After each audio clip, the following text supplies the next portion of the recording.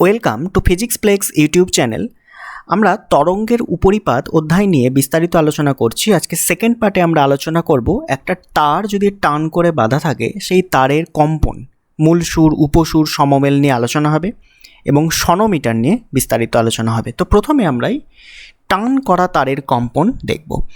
টান করা তার দুদিকে দুটো আলম্ব বিন্দু রয়েছে, তার মাঝে একটা তারকে একদম টান টান করে বাঁধা রয়েছে। তো এই তারের কম্পন আমরা দেখব কি করছি, কিভাবে এর মধ্যে কম্পন সৃষ্টি করা যেতে পারে। তারের মধ্যবিন্দুকে যদি হাতে করে টেনে উপর নিচে ছেড়ে দিই, অর্থাৎ তারের দৈর্ঘ্যের সমকোণে 90 ডিগ্রি অ্যাঙ্গেল করে, তাহলে এই তারের মধ্যে এক ধরনের তরঙ্গের সৃষ্টি হবে, যেটাকে আমরা বলেছিলাম তির্যক তরঙ্গ। এইরকম একটা তরঙ্গ সৃষ্টি হবে। বা এই তারটিকেই যদি আমরা তার দৈর্ঘ্য বরাবর টেনে টানি, এইভাবে কোনো একটা কাগজ জড়িয়ে টেনে ছেড়ে দিলাম, তাহলে এই তারের মধ্যে তৈরি হবে অনুদৈর্ঘ্য তরঙ্গ। তাহলে বাঁ দিকের পিকচারে তৈরি হচ্ছে ট্রান্সভার্স ওয়েভ, ডান দিকে তৈরি হচ্ছে লঙ্গিটিউডিনাল ওয়েভ। তাহলে দুই ধরনের তরঙ্গ আমরা টান টান করা তারে পেতে পারি। এক্সাম্পল কি, একটা গিটারেও দেখবে অনেকগুলো স্ট্রিং এইরকম বাঁধা থাকে, এগুলো একটা টান করা তারের এক্সাম্পল। সেখানে আমরা হাতে করে গিটারটা এইভাবে বাজাই, প্লাক করি, বেসিক্যালি প্লাকিং করি, এবং সেখান থেকে সুর নির্গত হয়। তো কি সুর নির্গত হয় সেগুলো আজকে দেখব। তো প্রথমে আসছে তির্যক স্থানু তরঙ্গ। এবার দেখো স্থানু তরঙ্গ কিভাবে তৈরি হয়। এই যে তারটা দুদিকে বাঁধা রয়েছে এইরকম, মাঝখানটা টেনে উপর নিচে ছেড়ে দিলে তাহলে এখান থেকে একটা ওয়েভ জেনারেট হবে। সেই ওয়েভটা কী হবে, সামনের দিকে এগিয়ে যাবে, গিয়ে দেওয়ালে ধাক্কা খাবে। এদিকে ওয়েভ জেনারেট হবে, সেটাও সামনের দিকে গিয়ে দেওয়ালে ধাক্কা খাবে।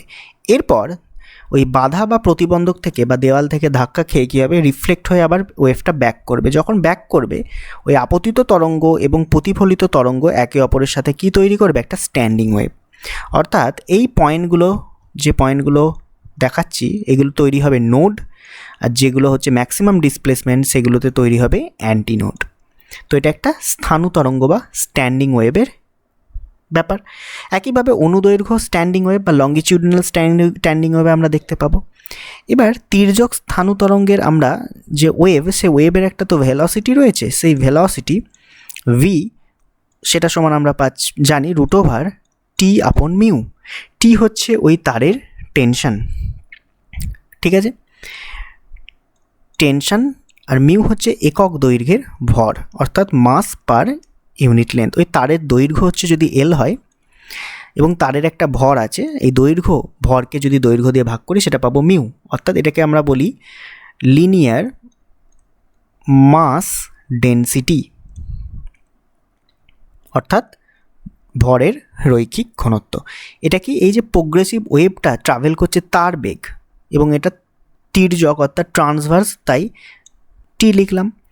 তাহলে এই যে ট্রাভেল করছে, এটা কিন্তু স্ট্যান্ডিং ওয়েভের বেগ নয়, এটা হচ্ছে প্রোগ্রেসিভ ওয়েভ যেটা ট্রাভেল করছে তার বেগ। একইভাবে অনুদৈর্ঘ্য যে বেগটা তৈরি হবে তারের মধ্যে, তারও আমরা বেগের ফর্মুলাটা জানি, সেটা হচ্ছে VL, এল ফর লঙ্গিটিউডিনাল। এটা সমান আমরা জানি কি, Young modulus divided by density of the wire. কারণ তারটা কঠিন দিয়ে তৈরি, কোনো একটা মেটেরিয়াল দিয়ে তৈরি, তাই সেখানে আসবে ওয়াই, ইয়ং মডিউলাস ফ্যাক্টরটা, আর ডেনসিটি, এটা আমরা জানি। এবার আমরা বার করব তির্যক ওই যে কম্পন হচ্ছে তার ফ্রিকোয়েন্সিগুলো আমরা বার করব, ঠিক আছে। তাহলে তারটা ধরো বাঁধা আছে এই দুই প্রান্তে, তাহলে যেই জায়গাটায় বাঁধা আছে সেই পয়েন্টগুলো কখনই উপর নিচে ওঠানামা করতে পারবে না, সেই পয়েন্টগুলো ফিক্সড। তাহলে কি তৈরি হবে এই পয়েন্টগুলোতে, নোডস। এবার আমরা জানি দুটো নোডের মাঝে মিনিমাম একটা অ্যান্টিনোড থাকবে। তাহলে অবশ্যই যদি আমরা এর ফ্রিকোয়েন্সিটা দেখি, সেটা একটা লুপে কম্পিত হবে এবং এর মাঝে আমরা পাবো কি, অ্যান্টিনোড, অ্যান্টিনোড। এটা হচ্ছে মিনিমাম পসিবল লুপ তির্যক তারের ক্ষেত্রে, মানে তারের ক্ষেত্রে এটাই সম্ভব। এবার এই তারের লেন্থটাকে যদি আমি বলে দিই যে তারের লেন্থ ধরো এল, ঠিক আছে, তাহলে এই আমরা কি বার করতে চাইছি, ফ্রিকোয়েন্সি। তাহলে এই তারের দুটো নোডের মধ্যে দূরত্ব কি হয় আমরা জানি, λ/2, বা একটা লুপের দৈর্ঘ্য হচ্ছে λ/2। তাহলে এই তারের দৈর্ঘ্য আর এই λ/2 সমান, তাহলে এল সমান আমরা লিখতে পারি λ/2। আমরা বার করতে চাইছি ফ্রিকোয়েন্সি। আমরা জানি বেগ সমান ফ্রিকোয়েন্সি ইন্টু ওয়েভলেন্থ, তাহলে ফ্রিকোয়েন্সি এটা সমান হচ্ছে বেগ বাই ল্যামডা। এই ল্যামডার জায়গায় এই রিলেশনটা পুট করব, তাহলে এখান থেকে আমরা ল্যামডা সমান পেয়ে যাচ্ছি 2L। এবার পুট করে দাও, তাহলে n সমান v/2L। ভিটা কি তির্যক তরঙ্গের ক্ষেত্রে আমরা বললাম একটু আগেই, তাহলে 1/2L ভি এর জায়গায় আমরা লিখতে পারি T/μ, টেনশন বাই ইউনিট মানে লিনিয়ার মাস ডেন্সিটি। তাহলে এইটাই হচ্ছে কি মিনিমাম পসিবল ফ্রিকোয়েন্সি, এর থেকে কম ফ্রিকোয়েন্সি তৈরি হতে পারে না তারের ক্ষেত্রে। তাহলে এটাকে আমরা নাম দিলাম n0। এই n0 কি বলা হয় কি মূল সুর বা ফান্ডামেন্টাল ফ্রিকোয়েন্সি বা মূল সুর বলতে পারি, এবং এরই অপর নাম কি প্রথম সমমেল, মানে বা আমরা বলতে পারি ফার্স্ট হারমোনিক। আমি ইংরেজি টার্মগুলো ইউজ করব, ঠিক আছে। তাহলে এটা প্রথম সমমেল বা ফার্স্ট হারমোনিক এবং ফান্ডামেন্টাল ফ্রিকোয়েন্সি আমরা কি পেলাম 1/2L √T/μ।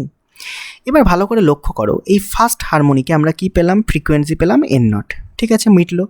আচ্ছা এখানে কতগুলো নোডস রয়েছে দেখো তো, গুনে দেখো কতগুলো নোডস রয়েছে, একটা দুটো, দু প্রান্তে দুটো। কতগুলো অ্যান্টি নোডস রয়েছে দেখো, একটা ঠিক মিডিলে। তাহলে এই তারের লুপ কতগুলো রয়েছে, লুপ আছে দেখো একটা। এটাকে কি বলা হয়, দুটো নোডের মাঝের অংশকে বলা হয় লুপ। তাহলে লুপ একটা, অ্যান্টি নোড একটা, আর নোড হচ্ছে দুটো। এটা কি কাজে লাগবে পরে আমি বলছি, এটা আমি প্রত্যেকটার ক্ষেত্রে বার করতে করতে যাবো। এবার নেক্সট পসিবল কেস, তাহলে প্রথমে ছিল একটা লুপ, এবার হবে দুটো লুপ, একটা করে লুপ বাড়াতে থাকো। তাহলে প্রান্তে, দুই প্রান্তে তো নোড আছেই, এ দেখো নোড, এ দেখো নোড, এর মাঝখানে আরেকটা নোডকে ইন্ট্রোডিউস করো। এবার এই দুটো নোডের মাঝে কি থাকবে, অ্যান্টিনোড, এখানে একটা, আবার এই দুটোর মাঝে থাকবে অ্যান্টিনোড, এখানে একটা। তাহলে এখন কতগুলো নোড আছে, তিনটে। অ্যান্টিনোড কতগুলো আছে, দুটো। এবার আমরা বার করব পরবর্তী ফ্রিকোয়েন্সি। তাহলে এই টোটাল লেন্থটা অলওয়েজ কি এল, এটা তো চেঞ্জ হচ্ছে না তারের লেন্থ, খালি ফ্রিকোয়েন্সি চেঞ্জ হয়েছে, একটা লুপের বদলে দুটো লুপ তৈরি হয়েছে জাস্ট। আচ্ছা তাহলে ওয়েভ লেন্থের টার্মসে যদি লিখি কী হবে, এটা দেখো একটা কমপ্লিট ওয়েভকে বোঝাচ্ছে, যার ওয়েভ লেন্থ ল্যামডা, বা এইভাবে বলতে পারো এক একটা লুপের λ/2, তাহলে দুটো লুপ আছে λ/2 প্লাস λ/2, তাহলে হয়ে যাবে ল্যামডা। তাহলে এই লেন্থটা হচ্ছে ল্যামডা। তাহলে এই অ্যানালজি থেকে আমরা বলতে পারি যে তারের লেন্থ আর ওই স্ট্যান্ডিং ওয়েভের ওয়েভ লেন্থ সমান। তাহলে এখান থেকে আমরা বার করব কি প্রথম উপসুর, সেটাকে আমরা বললাম n1, বেগ বাই ল্যামডা। তো বেগ বাই ল্যামডার জায়গায় এল পুট করলাম, আবার বেগের ভ্যালু আমরা জানি, তাহলে 1/L √T/μ। তাহলে দেখো আগেরটার এটা দ্বিগুণ, আগেরটাই কী ছিল 1/2L √T/μ, তাহলে এটা তার দ্বিগুণ।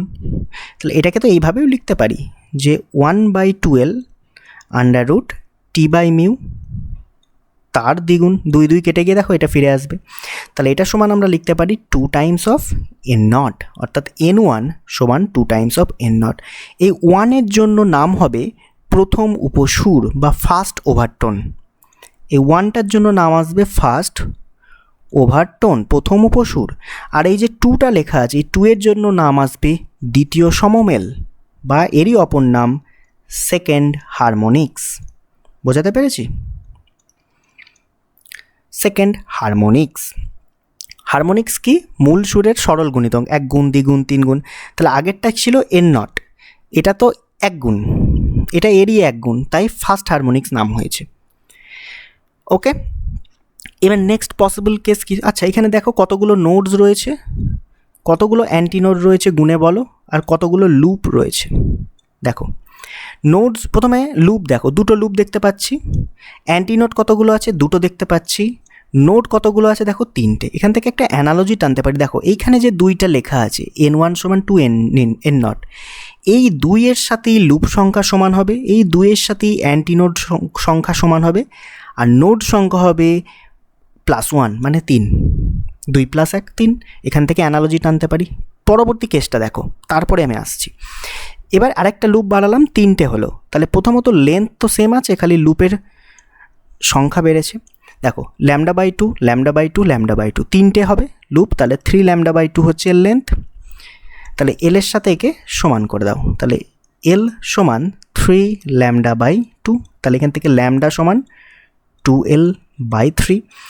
তাহলে এটা আমরা বার করছি 3টে লুপ, তাহলে n3 লিখব, n2 অর্থাৎ দ্বিতীয় উপসুর বার করব N2, এটা সমান প্রথমেরটা N0, তারপরে N1, তারপর N2, এটা সমান কি V বাই ল্যামডা। তাহলে V বাই ল্যামডার জায়গায় লিখছি 2L, উপরে উঠে গেল 3, তাহলে 3/12 আর V এর জায়গায় √T বাই মিউ বা ভিও লিখতে পারো তুমি। তাহলে এই যে টার্মটা, এটা মানেই তো N0, তাহলে আমরা দেখতে পাচ্ছি N2 সমান 3 টাইমস অফ N0। তাহলে এর নাম কি? এই 2টা দেখে তুমি কি বলবে? এটা হচ্ছে দ্বিতীয় উপসুর বা সেকেন্ড ওভারটোন। আর এই 3টার জন্য এরই আবার একটা নাম হবে থার্ড হারমোনিক্স বা সমমেল। তাহলে এই 3টা কি হবে? তাহলে লুপের সংখ্যা। তাহলে লুপ কতগুলো আছে? 3টে।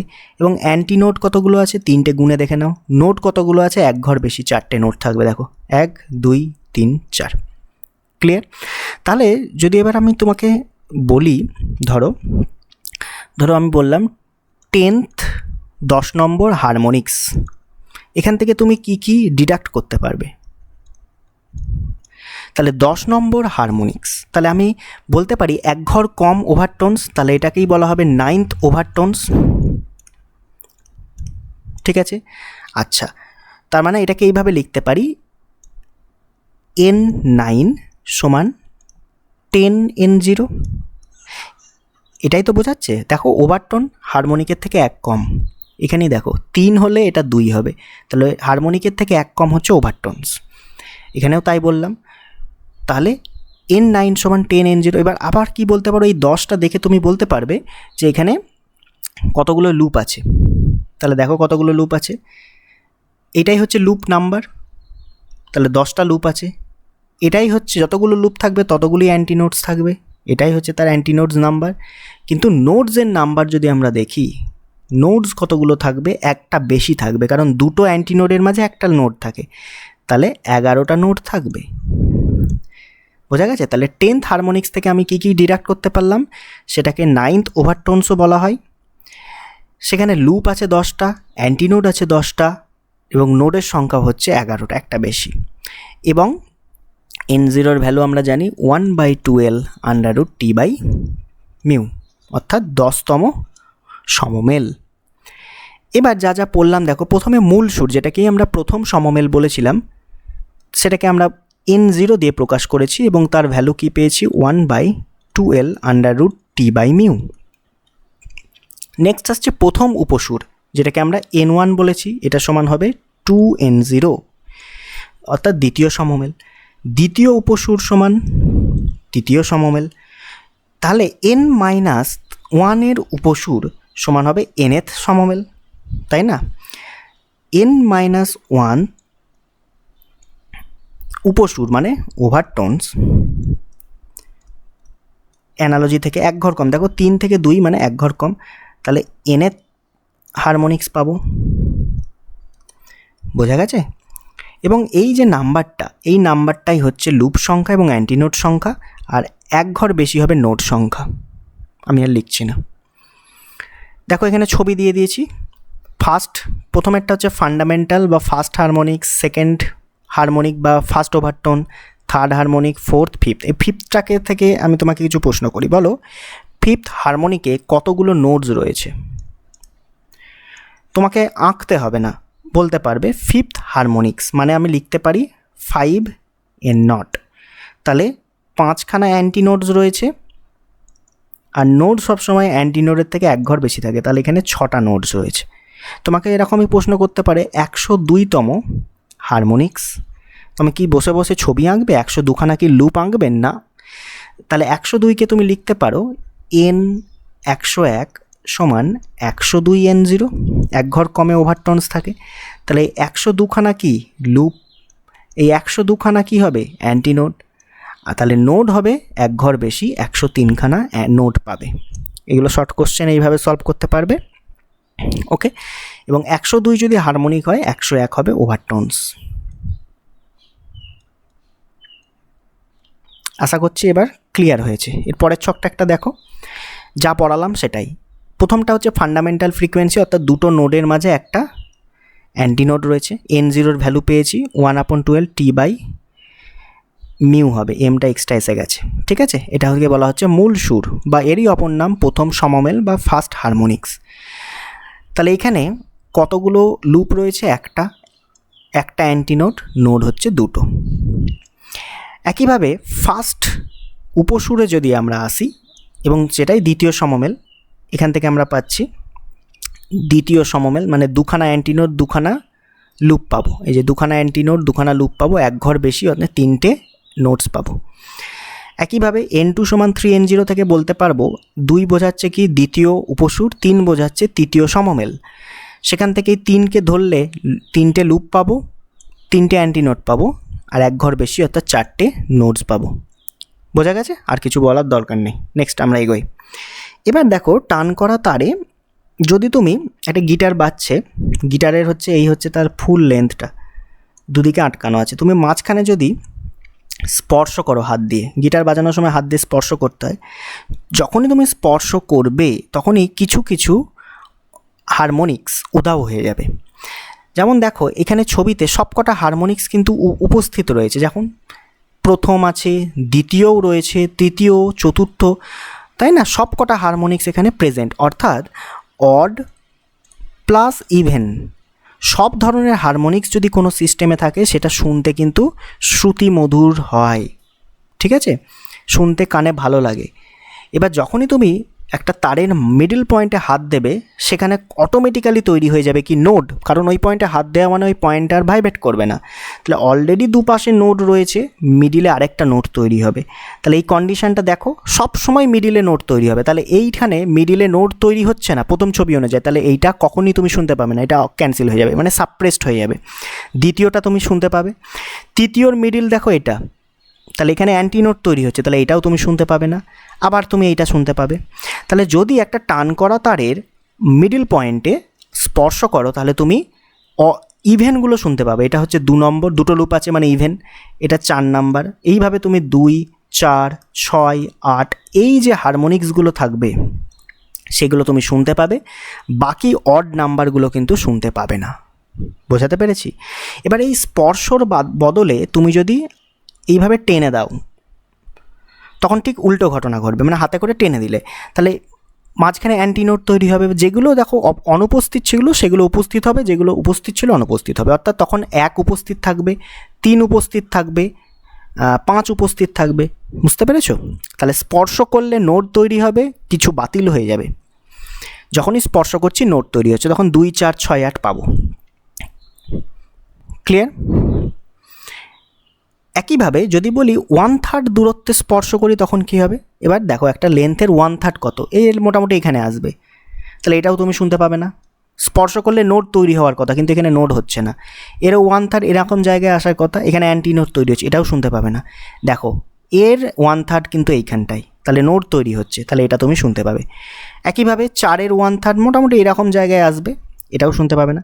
তাহলে 3-এর মাল্টিপল শুনতে পাবে, 3 শুনতে পাবে। 6-এর ছবিটা আঁকবে, দেখবে ওখানেও নোট পড়ছে, 9, 12, 3-এর মাল্টিপলে চলবে। তাহলে 1/3 স্পর্শ করলে এইগুলো তুমি শুনতে পাবে, বাকি 1, 2, 4, 5 শুনতে পাবে না।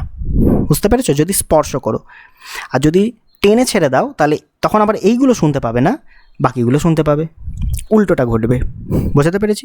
নেক্সট, এবার বিভিন্ন বাদ্যযন্ত্র থেকে একই সাথে মূল সুর এবং সমমল নির্গত হয়। দেখো এই পুরো এনভেলাপটা দেখো, এটা একটা কি বোঝাচ্ছে? মূল সুর, দুদিকে নোটস রয়েছে আর মাঝে কি রয়েছে? অ্যান্টি নোটস, এটা অ্যান্টি নোটস, এটা একটা কেস। তাহলে এখান থেকে মূল সুর বেরোলো। এবার প্রত্যেকটা মূল সুরের লক্ষ্য করো, দেখো এক সমমেল রয়েছে, এই একটা সমমেল, এদিকে একটা সমমেল, মানে এদিকে একটা লুপ, এদিকে একটা লুপ, এদিকে একটা লুপ, এদিকে একটা, এদিকে একটা, এদিকে একটা, দুটো করে লুপ রয়েছে।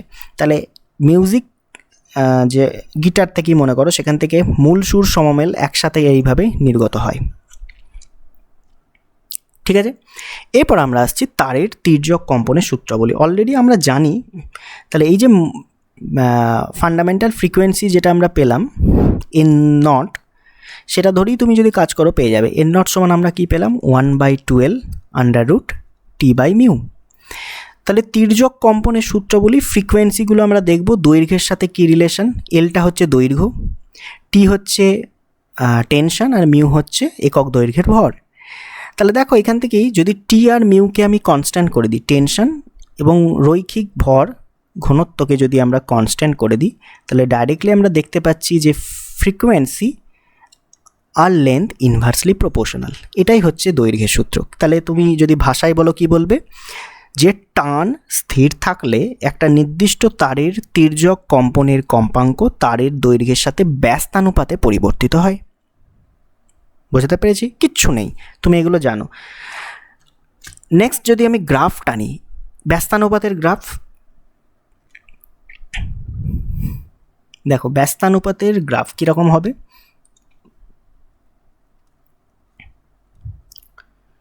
তাহলে উপর দিকে যদি আমি ফ্রিকোয়েন্সিকে রাখি আর এদিকে যদি লেন্থকে রাখি, অবশ্যই একটা বাড়লে একটা কমবে। ক্লিয়ার? নেক্সট হচ্ছে টানের সূত্র। তাহলে এন আমি প্রপোর্শনাল সাইন দিচ্ছি 1/L√T/μ। প্রপোর্শনালটা যদি সমান লিখি তো নিচে 2 চলে আসবে। এবার টানের সাথে দেখো √T এর সাথে সমানুপাতিক। তাহলে কি কি কনস্ট্যান্ট রাখতে হবে? এলকে আর মিউকে যদি আমি কনস্ট্যান্ট রাখি, তাহলে ফ্রিকোয়েন্সি ডাইরেক্টলি প্রপোর্শনাল টু বর্গমূল অফ টেনশন, বা এখান থেকে বলতে পারি n² প্রপোর্শনাল টু টি। তাহলে টানের সূত্র যদি আমরা ভাষায় বলি, কি বলবে? একটা নির্দিষ্ট তারের দৈর্ঘ্য স্থির রেখে তির্যক তারের কম্পনের কম্পাঙ্ক তারের টানের বর্গমূলের সাথে সমানুপাতে পরিবর্তিত হবে। তাহলে দেখো এটাকে যদি গ্রাফে প্লট করি আমরা, একদিকে রাখছি n², একদিকে রাখছি টি। তাহলে y = mx ফর্মে রয়েছে, অর্থাৎ মূল বিন্দুগামী একটা সরলরেখা পাবো। এটা হলো টান।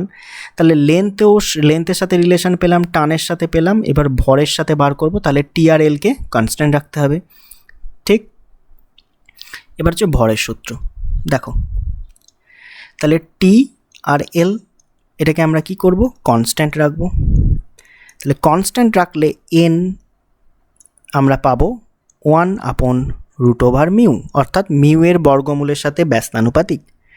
তাহলে টান আর দৈর্ঘ্য যদি অপরিবর্তিত থাকে, কম্পাঙ্ক একক দৈর্ঘ্যের ভরের বর্গমূলের সাথে ব্যস্তানুপাতে পরিবর্তিত হয়। এটা অবশ্যই কিন্তু খেয়াল করবে, একক দৈর্ঘ্যের ভর মানে মাস পার ইউনিট লেন্থ, শুধু মাস নয়। বোঝা গেছে? তাহলে ফর্মুলাটা কি দাঁড়িয়েছিল? n = 1/2L√T/μ। মিউ হচ্ছে একক দৈর্ঘ্যের ভর। তাহলে এটাকে যদি স্কোয়ার করি উভয় পক্ষে, n² = 1/4L² × T/μ। তাহলে মিউটাকে যদি কোনাকুনি গুণ করে দিই, n² মিউ এটা সমান পাবো টেনশন/4L²। দেখো টি আর এল কনস্ট্যান্ট, তাহলে এই পুরো ডান দিকে যা আছে পুরোটাই একটা কনস্ট্যান্ট টার্ম। তাহলে আমরা দেখতে পাচ্ছি n² আর মিউ এদের প্রোডাক্ট হচ্ছে কনস্ট্যান্ট। বোঝা গেছে? তাহলে n² এর সাথে মিউ এর যদি গ্রাফ টানো, ব্যস্তানুপাতিকের গ্রাফ পাবে। n² আর এদিকে মিউ একক দৈর্ঘ্যের ভর যদি করো তো এইরকম গ্রাফ পাবে তোমরা। বোঝা গেছে? আচ্ছা, নেক্সট আমরা দেখো এই গ্রাফটা এঁকে দিয়েছি ও পাতায়। ব্যাসার্ধের সূত্রগুলো, স্যার ব্যাসার্ধ কোথা থেকে এলো? দেখো কোথা থেকে আসে। ফর্মুলাটা আবার লিখলাম, n = 1/2L√T/μ। কার ব্যাসার্ধ? তারটার ব্যাসার্ধ। এবার মিউটাকে ভাঙো। মিউ সমান কি? ভর, তারের টোটাল ভর বাই তারের টোটাল লেন্থ। আচ্ছা, ভরকে আমরা ডেনসিটির টার্মে যদি লিখতে পারি, ভর সমান হচ্ছে ঘনত্ব into volume divided by length. ঘনত্ব ভলিউমকে আমরা লিখতে পারি cross sectional area into length divided by length, already আছে, মানে তারটা এরকম। এটা হচ্ছে তার ক্রস সেকশনাল এরিয়া, এই হচ্ছে তার লেন্থ। তাহলে এরিয়ার সাথে লেন্থ গুণ করলে ভলিউম পাই। ওকে, এল এল কেটে গেল, তাহলে আমরা পাচ্ছি ডেনসিটিকে ক্রস সেকশনাল এরিয়া দিয়ে গুণ করলে আমরা পাচ্ছি কি? মিউ। এবার এটা তো একটা সার্কেলের রেডিয়াস হচ্ছে আর, যদি হয় তাহলে রো ইন্টু এ এর জায়গায় লিখতে পারি πr²। এই এটা তাহলে টোটাল মিউ এর ভ্যালু বেরোলো। এবার মিউ এর ভ্যালু পুট করো উপরের ইকুয়েশনটায়। তাহলে n সমান পাবে 1/2L√T/μ, মানে রো ইন্টু πr²। r² রুটের বাইরে বেরিয়ে আসবে আর হিসাবে, 1/2L আর আন্ডার রুট নিচে ভেতরে পড়ে থাকছে T/μ। রো পাই বা পাইরো, এটা পড়ে থাকবে। ঠিক আছে, এবার দেখো ব্যাসার্ধ কোথা থেকে আসছে, তাহলে এই হচ্ছে ব্যাসার্ধ, এই হচ্ছে আমার ফ্রিকোয়েন্সি, তাহলে দেখতে পাচ্ছি ব্যস্তানুপাতিক। কখন বাকিগুলো যদি কনস্ট্যান্ট থাকে, এলকে কনস্ট্যান্ট হতে হবে, টিকে কনস্ট্যান্ট হতে হবে এবং ডেনসিটি, তারের ডেনসিটিকে কনস্ট্যান্ট হতে হবে, তবে ফ্রিকোয়েন্সি ব্যাসার্ধের সাথে ব্যস্তানুপাতে পরিবর্তিত হবে। বোঝা গেছে? এটাই হচ্ছে ব্যাসার্ধের সূত্র। তাহলে এন এর সাথে আর এর যদি আবার একটা গ্রাফ টানো, তাহলে কীরকম গ্রাফ পাবে? এন এর সাথে আর এর গ্রাফ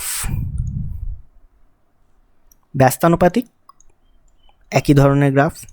ক্লিয়ার? নেক্সট, ঘনত্বের সূত্র আগের ফর্মুলাতেই দেখো পেয়েছি, ঘনত্বও ঢুকে আছে ভিতরে। তাহলে এন সমান কি পেলাম? 1/2LR under root T by pi rho. এই যে রো ঢুকে আছে, বাকিগুলো যদি কনস্ট্যান্ট থাকে তাহলে এন রুট ওভার রো এর সাথে কী হবে? Inversely proportional, ব্যস্তানুপাতিক। ওকে, অর্থাৎ বোঝাচ্ছে ডেনসিটি যদি বাড়ে, তারটার ঘনত্ব যদি বাড়ে, ফ্রিকোয়েন্সি কমে যাবে। একইভাবে আগেরটাই ছিল আর এর সাথে ব্যস্তানুপাতিক, তাই না? N proportional to R, indirectly proportional to R. অর্থাৎ আর বাড়ার অর্থ কি? আর বাড়ছে মানে হচ্ছে তারটা আরও মোটা হচ্ছে, রেডিয়াস বাড়ছে মানে মোটা হচ্ছে। অর্থাৎ তারকে তুমি যত মোটা করবে তার ফ্রিকোয়েন্সি কিন্তু তত কমবে, এর অর্থ তাই। বুঝতে পেরেছ? আর তারের লেন্থ যত বাড়াবে, লেন্থের সাথে কি আছে? এন, ব্যস্তানুপাতিক। তারের লেন্থ যত বাড়াবে ফ্রিকোয়েন্সি তত কমবে, মোটা করবে ফ্রিকোয়েন্সি কমবে, ঘনত্ব বাড়াবে ফ্রিকোয়েন্সি কমবে। তাহলে প্রপোর্শনাল কার সাথে? টেনশন বাড়ালে একমাত্র ফ্রিকোয়েন্সি বাড়বে, তারটাকে যত টান করবে ফ্রিকোয়েন্সি বাড়বে। বোঝা গেল? আপাতত এখানে কমপ্লিট হলো। নেক্সট, গ্রাফ যদি দেখি এন স্কোয়ারের সাথে রো, সেটাও ওই একই গ্রাফ আসবে, যেহেতু এন রুট ওভার রো এর সাথে ইনডাইরেক্টলি প্রপোর্শনাল, তাহলে এন স্কোয়ার আর রো হচ্ছে আমার ব্যস্তানুপাতে থাকবে, এন স্কোয়ার এদিকে রো, একই গ্রাফ। ক্লিয়ার হয়েছে? নেক্সট, এবারে যে তির্যক তরঙ্গ আর অনুদৈর্ঘ্য তরঙ্গ তারের মধ্যে তৈরি হবে, তাদের বেগের তুলনা, কোন বেগটা বড় সেটা দেখব। প্রথমে আমরা ট্রান্সভার্সে আসছি। তো ট্রান্সভার্স ওয়েভ, তার বেগকে আমরা লিখলাম ভিটি, এটা সমান আমরা এই মাত্র পেলাম under root T by mu. এটাই হচ্ছে বেগের রাশিমালা। ফ্রিকোয়েন্সি হলে 1/2L সামনে চলে আসবে। আচ্ছা, অনুদৈর্ঘ্য তরঙ্গের বেগ ভি, এল ফর লঙ্গিটিউডনাল, এটা সমান আমরা জানি Y, Young modulus by density. এই দুটোকে আমরা কি করব? তুলনা করব। দেখো, ভিটিকে ভিএল দিয়ে ভাগ করো, কি হয় দেখো। তাহলে root over T by mu, মিউকে আমরা লিখতে পারি এ ইন্টু রো, একটু আগে দেখলাম। আচ্ছা, এখানে আছে ইয়ং ওয়াই আর উপরে উঠে যাবে রো, তাহলে আবার রো রো কেটে গেল, তাহলে পড়ে থাকছে under root T by A Y, under root T by A Y. Clear? T by একে আমরা লিখতে পারি pi r square into Y. এর ওয়াইকে আমি আলাদা করে ভাঙছি। ইয়ং মডুলাস মানে কি? Force upon area divided by change in length by original length, তাই না? লঙ্গিটিউডনাল স্ট্রেস বাই লঙ্গিটিউডনাল স্ট্রেনই হচ্ছে ইয়ং মডুলাস। তাহলে ফোর্সকেই আমরা লিখতে পারি টেনশন, এরিয়াটা কি? ক্রস সেকশনাল এরিয়া, পাই আর স্কোয়ার, নিচে হচ্ছে ডেল্টা এল, উপরে উঠে যাবে এল। তাহলে এখানে ওয়াইয়ের ভ্যালু যদি বসাও, কি পড়ে থাকে দেখো? টেনশনও কেটে যাবে, পাই আর স্কোয়ারও কেটে যাবে, ঠিক আছে? পড়ে থাকবে delta L by L root ওভারের মধ্যে। তাহলে এর অর্থই হচ্ছে ডেল্টা এল বাই এল মানে change in length by original length, এটাকে বলা হয় লঙ্গিটিউডনাল স্ট্রেন। লঙ্গিটিউডনাল স্ট্রেন বা অনুদৈর্ঘ্য বিকৃতি, এটা কার ভ্যালু পেলাম? ভিটি আপন ভিএল এর ভ্যালু। এবার লঙ্গিটিউডনাল স্ট্রেন সবসময় একের থেকে কম হয়, এর ভ্যালু পয়েন্টে আসে। এটা কি হয়? Less than 1। তাহলে যদি লেস দ্যান হয়, এখান থেকে অ্যানালজি টানতে পারি ভিটি লেস দ্যান ভিএল, অর্থাৎ ভেলোসিটি ইন লঙ্গিটিউডনাল মানে লঙ্গিটিউডনাল বেগটা বেশি হবে ট্রান্সভার্সের থেকে। বুঝতে পেরেছ? অর্থাৎ ভিএল বড় ভিটি এর থেকে, ভ্যালু নিয়েও দেখতে পারো অনেক বেশি আসবে। অর্থাৎ লঙ্গিটিউডিনাল বেগ বেশি ট্রান্সভার্সের থেকে, কিন্তু আমরা ট্রান্সভার্স নিয়েই কাজ করি কারণ এর অ্যাপ্লিকেশান বেশি, লঙ্গিটিউডিনালের অ্যাপ্লিকেশান নেই। নেক্সট আমরা আসবে সনোমিটার। স্যার এর কাজ কি? সনোমিটার, এই যে আমরা তারের তির্যক কম্পনের সূত্রগুলো পড়লাম, দৈর্ঘ্যের সূত্র, ভরের সূত্র, সেগুলো কিন্তু ভেরিফাই করতে কাজে লাগে। এবং কোনো একটা ধরো টিউনিং ফর্ক বা সুরশলাকা রয়েছে, তার ফ্রিকোয়েন্সি আমরা জানি না, সেই ফ্রিকোয়েন্সিটাও এই সনোমিটার দিয়ে বার করা যায়। কীরকম সেট আপ স্যার? এটা এখানে একটা ফাঁপা বাক্স থাকে, কাঠের দেখতে পাচ্ছ, সেই ফাঁপা বাক্সের উপরে একটা ফিক্সড এন্ড থাকছে এই মাথায়, আর এই মাথাতেও ছবিটা নেই, এখানেও একটা ফিক্সড এন্ড এখানে থাকে। তার মাঝে একটা ব্রিজ লেখা আছে, এটা সে কিন্তু এ মাথা ও মাথা বাম দিক ডান দিক যাতায়াত করতে পারবে, স্লাইড করতে পারবে। এখান থেকে তার বাঁধা আছে একটা কপিকল বা পুলি সিস্টেমের মাধ্যমে, সেখান থেকে একটা হ্যাঙ্গারের মাধ্যমে ভরকে ঝোলানো আছে। এর কাজ কি? এটা ঝোলানো আছে এই তারের মধ্যে টেনশন ক্রিয়েট করার জন্য। বোঝা গেছে? মানে যত বেশি ভার এখানে অ্যাড করব তত বেশি টেনশন বাড়বে। ক্লিয়ার? তাহলে এই দুটো ফিক্সড, এইটা আর বাঁ দিকের এটা ফিক্সড, কিন্তু এই ব্রিজটা এদিক ওদিক যাতায়াত করতে পারে। তো কিভাবে আমরা সূত্রগুলোকে ভেরিফাই করব? প্রথমে আসছে আমাদের দৈর্ঘ্যের সূত্রের ভেরিফিকেশন। ঠিক আছে, এই ছবিটা এখানে দেখানো হয়েছে, দেখো এ এবং সি হচ্ছে ফিক্সড, কিন্তু বি যাতায়াত করতে পারে।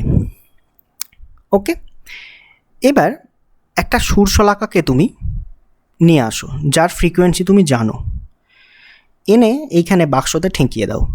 কি হবে? ঠেকালে বাক্সের মধ্যে ফোর্সড ভাইব্রেশনের সৃষ্টি হবে বা পরবশ কম্পনের সৃষ্টি হবে, সেটা এই তারে চলে যাবে, অর্থাৎ ফোর্স ভাইব্রেশন চলছে। এবার এই বিকে তুমি ডান দিক বাঁ দিক সরাও, আস্তে আস্তে সরাবে, এমন একটা পজিশান আসবে দেখবে যে এই তারটা খুব জোরে ভাইব্রেট করছে।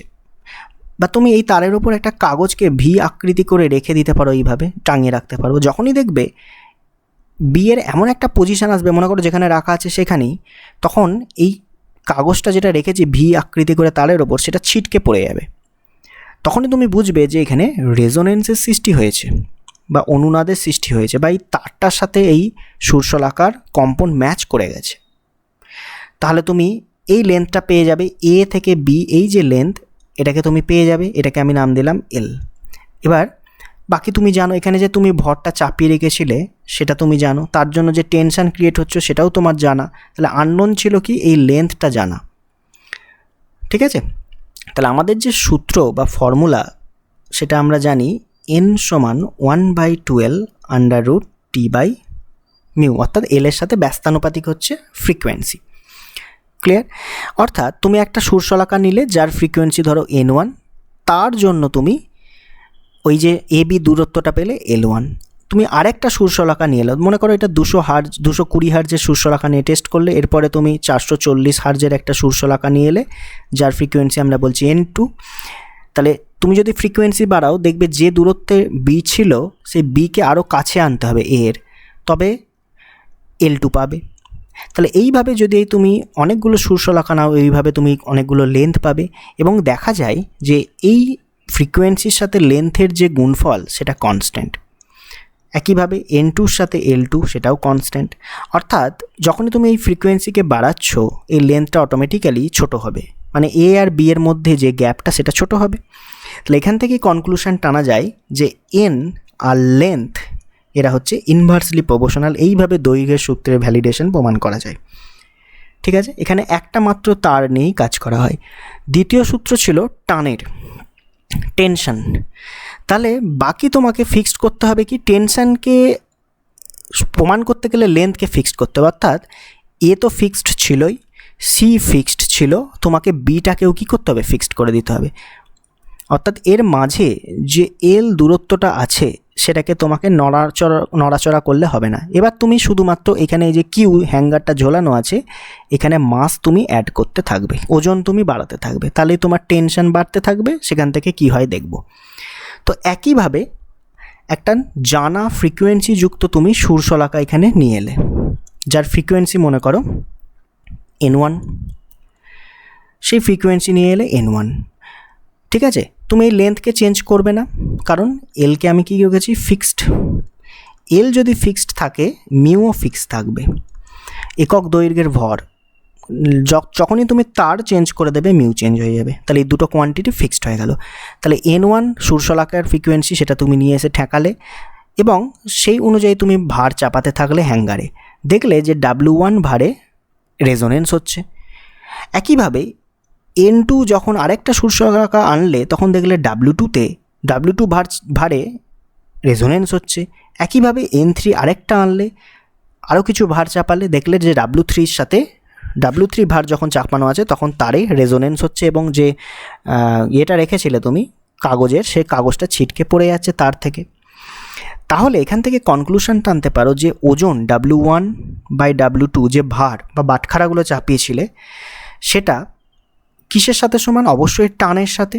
সেই তো টান প্রোভাইড করছে। দেখো W মানে কি mg, T মানেও mg ওজন। এটা দেখা যায় N1/N2 অর্থাৎ ফ্রিকোয়েন্সি স্কোয়ারের সাথে সমান হয়। বোঝা গেছে? তাহলে এখান থেকে তুমি পাবে N1/N2 সমান √T1/T2।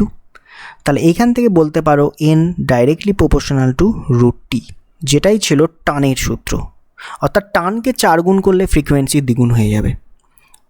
ওকে, নেক্সট একটা পড়ে থাকছে কি ভরের সূত্র। কিভাবে করবে? এটা একটু আলাদা টেকনিকে হয়। এখানে 2 ধরনের তার নিতে হবে। ভরের সূত্র মানে কি ফিক্সড রাখতে হবে? আমাকে T ফিক্সড রাখতে হবে আর লেন্থকে ফিক্সড রাখতে হবে। অর্থাৎ এই যে এদিকে একটা, এটা এর ওপর দিয়ে তারটা রয়েছে এবং নিচে মাস ঝুলছে, ওজন ঝুলছে। তাহলে A, B এবং C এই তিনটে কি ফিক্সড রাখতে হবে। তাহলে যদি ফিক্স থাকে এই দূরত্বটা ফিক্সড হয়ে গেল অটোমেটিক। ওকে, এখানে যে ভারটা চাপিয়েছি W সেটাকেও ফিক্সড করে দাও। তাহলে যদি ফিক্সড করে দিই তারের যে টেনশন সেটাও ফিক্সড হয়ে গেল। তাহলে টিও ফিক্সড হয়ে গেল, এলও ফিক্সড হয়ে গেল। এবার এই এক্সপেরিমেন্টটা করার জন্য 2 ধরনের তার আমাকে নিতে হয়। একটা নিতে হয় মোটা তার আর একটা সরু তার। তাহলে দেখো তার যদি মোটা হয় তার কিন্তু মিউ বা রৈখিক ঘনত্ব আলাদা হবে। কারণ কি, মোটা তারে একটা যদি 1 সেন্টিমিটার কেটে নাও, দেখো মাস বেশি আছে এর তুলনায়, সরুর তুলনায়, কারণ এ মোটা, এর মাস বেশি।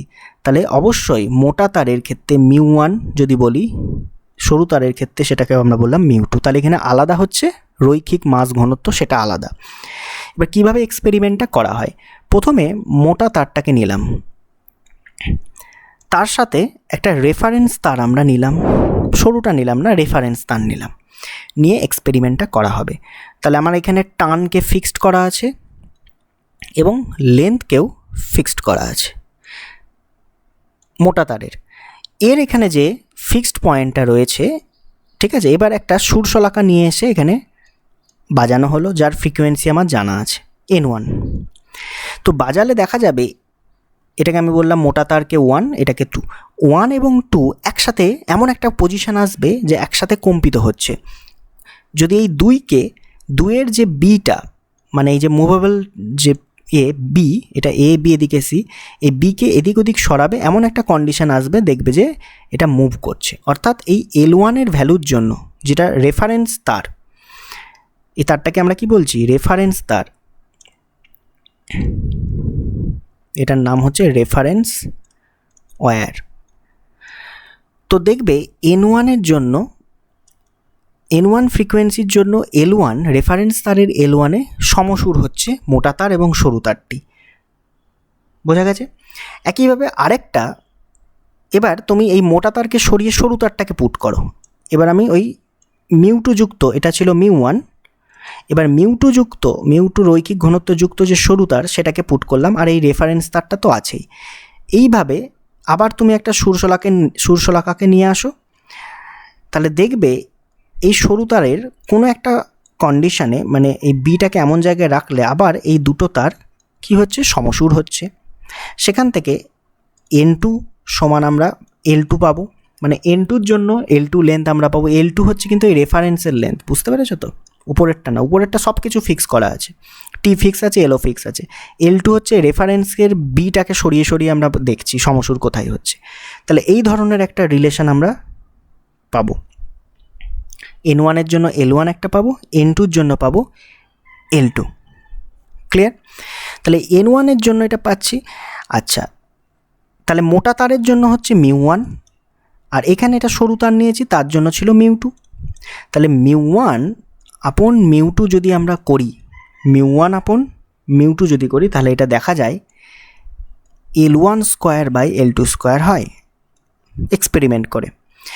এবার এল এর সাথে ফ্রিকোয়েন্সি হচ্ছে ব্যস্তানুপাতিক, তাহলে এটাকে আমরা লিখতে পারি μ1 বাই μ2, মানে দৈর্ঘ্যের সূত্রতে আমরা দেখেছি ব্যস্তানুপাতিক, এটা সমান 2 হয়ে যাবে উপরে, অর্থাৎ N2 square by N1 square হয়ে যাবে।